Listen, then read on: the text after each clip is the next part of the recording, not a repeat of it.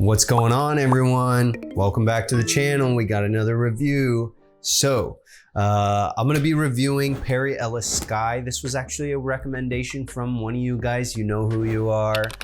So big shout out. I always like hearing the recommendations from people. So yeah, I decided, hey, you know what? I'll give it a try. I always like at least looking into the fragrances that you guys recommend for me.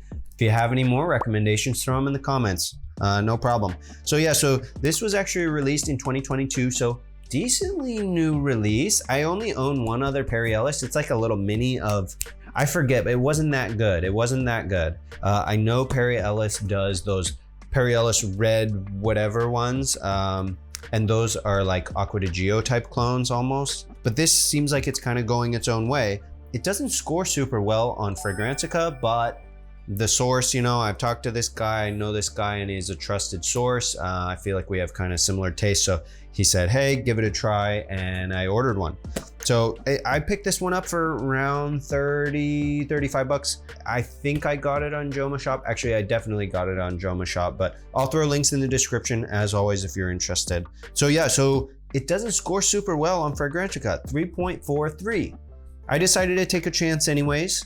So top notes of this one are lime, bergamot, lavender, and mint. Middle notes are violet leaves, watery notes, labdanum, and pamplewood. We'll get back to that in a second. Base notes are ambroxan, Virginia cedar, patchouli, and sandalwood. Okay, sounds like a blue fragrance, right? You got the woody base, you got some amber in there, you got some, or not amber, ambroxan in there, some patchouli, right? Something to kind of round out the base. In the middle, we've got some more aquatic sort of notes, and then top notes are kind of citrusy and aromatic, right? So a little bit of everything in there. Here's the box, nothing special. This is an eau de toilette, 100 mils. Again, it was like 30, 35 bucks, so it wasn't super expensive. Here's the bottle, really weird bottle here, guys. It looks like a shark fin sort of a deal. But it's very nice and base heavy, which is good. So it's not like some of those weird fragrances like Latafa Mahir Black, the tall chest piece looking one that just falls over every freaking time you try and put it anywhere. So yeah, this is a lot better presentation. It's a little funky. I'm gonna give it a 5 out of 10 presentation, but it does feel nice and heavy in your hand. Cheap plastic cap. Okay, so don't love the cap. Here is the actual atomizer and atomizer collar, which are both a nice brushed steel, nice metal there. So yeah, so let's give it a spray. I have sprayed it a couple of times. I have worn it a couple of times for you guys so that we could kind of talk about, you know, longevity and everything. Really what I was interested in, and here's the atomizer, decent atomizer, actually pretty good. It doesn't shoot out very far, but it's actually decent. What I was interested in, guys, is this pamplewood. Pamplewood is a captive molecule. So for those of you who are new to the channel, I'm also a perfumer. I have a fragrance business of my own. I sell fragrances.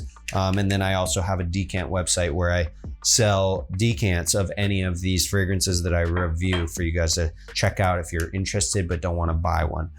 But my background is really in perfumery. So when I see a molecule like this, pamplewood, this is something that, you know, indie perfumers like me don't have access to. It's called a captive molecule. That means whatever company created it, like Givaudan, Firmenich, IFF, International Flavors and Fragrances, they invent this new molecule and they hide it away and they don't tell anybody else how to make it.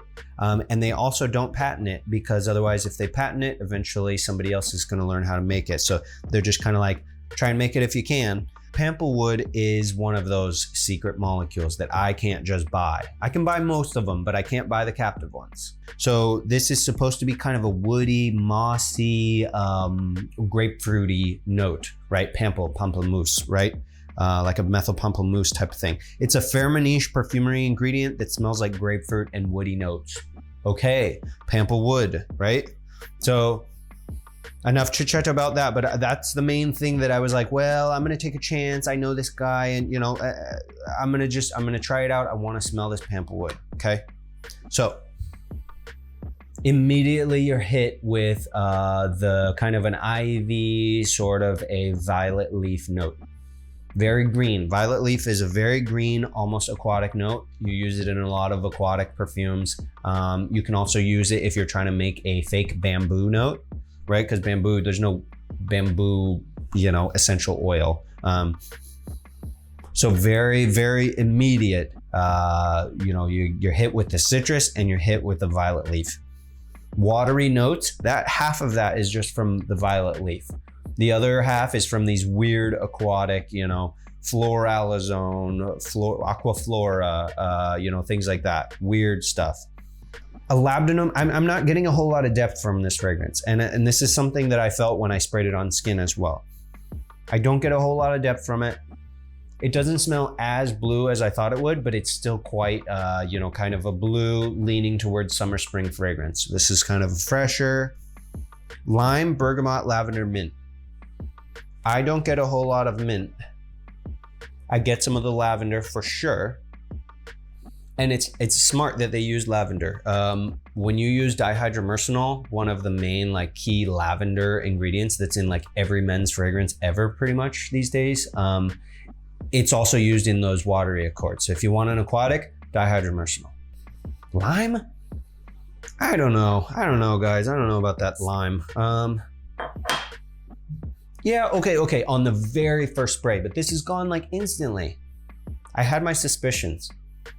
Lime is difficult, guys. Lime is difficult because you can use something called limetol. It's kind of they're making fun of the name of dimetol, which is an older fragrance ingredient. It's been around forever, but limetol, it's hard to work with. It's hard to work with real lime anyway.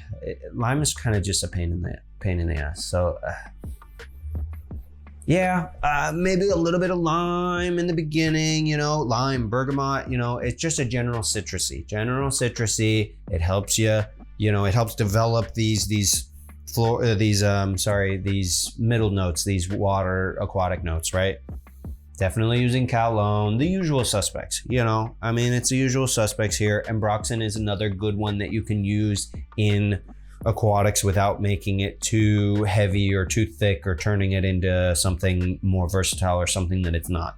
So overall, good fragrance. I'm gonna give it an 8 out of 10.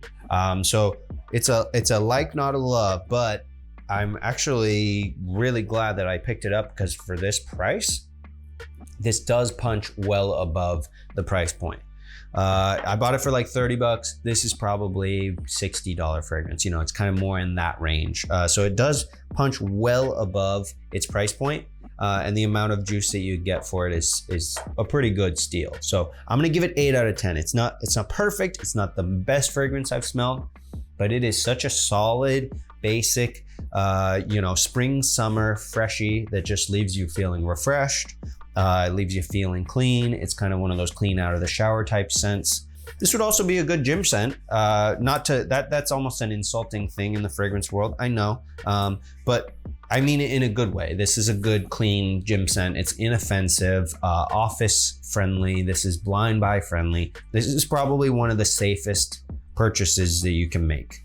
So yes, it's nothing that's gonna blow your mind, but it is very safe, very clean, good for hot weather. So I appreciate the recommendation. Seriously, guys, if you have any recommendations, throw them in the comments. Most of these fragrances that I review are because you guys told me to. I'm not some sort of secret expert guru who knows which ones to pick. You guys are helping me. Just like I help you, you guys help me. It's kind of a, it's a back and forth. I've seen some of y'all's collections. Oh my gosh. I had this one guy, super cool guy. We were just talking on Instagram and he sent me a video of his collection. Insane. Some of you guys' collections, fragrance collections are better than mine.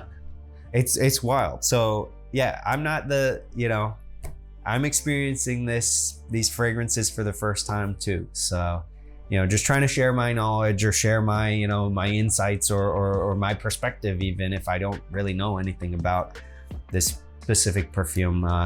Just kind of like to give my opinion. I think it's fun. And I'm glad you guys get something out of it too. So thanks for watching. Hey, make sure to subscribe. If you haven't subscribed, you want to see more of this kind of stuff, make sure to, subscribe to the channel. Welcome. And I'll see y'all in the next one.